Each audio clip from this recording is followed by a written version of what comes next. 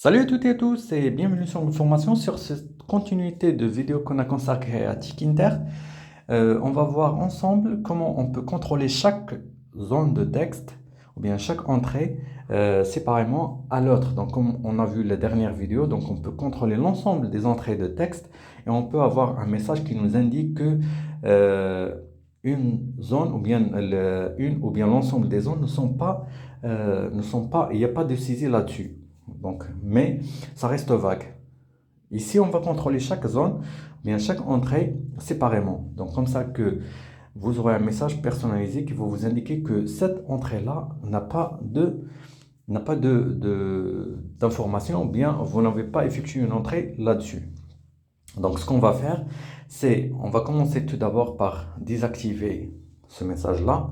On aura besoin ultérieurement pour notre contrôle.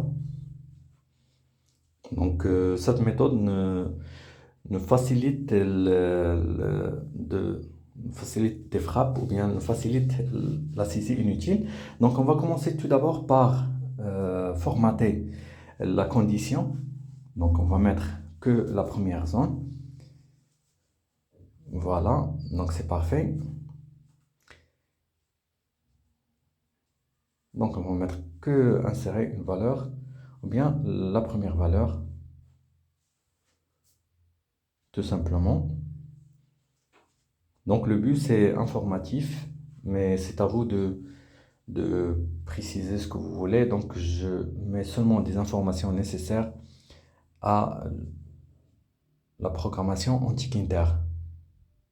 Donc ici, je vais sélectionner toute cette condition et je vais la dupliquer avec ST2, ST3, ST4, etc.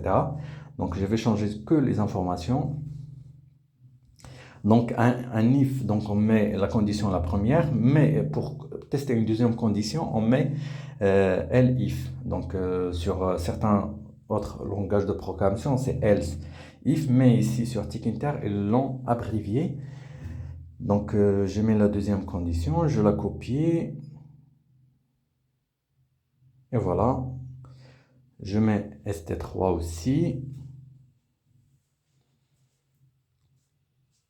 Donc, entrée 3 et le message qui va avec. Ainsi de suite pour le ST4 aussi. Donc, je vais mettre entrée, elif, et je mets ST4 et entrée 4 et le message qui va avec.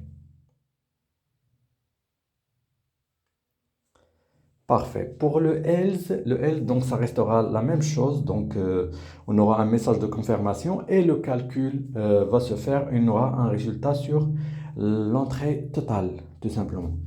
Donc ici, on va exécuter pour faire un petit test, comme vous voyez. Donc, si je clique, donc j'aurai inséré la valeur 1. Donc, il teste avec la première valeur. Donc, je vais mettre la valeur 1. Il me dit que la valeur 2 n'existe pas. Donc, je vais mettre la deuxième valeur, bien sûr. Comme vous voyez, le focus, il se fait suite au message, bien sûr. Donc, chose qui est parfaite. Et je mets la quatrième valeur. Comme vous voyez, le calcul a été fait et tout marche bien. Donc ici, on va essayer de disperser l'entrée des valeurs. Donc je vais relancer mon appli et après je vais commencer par la dernière, la troisième par exemple, ou bien la dernière. Je vais mettre une valeur ici et après je vais faire calcul. Il me dit que la première valeur n'existe pas. Je vais mettre la première valeur. Il me dit que la deuxième valeur n'existe pas. Donc comme vous voyez,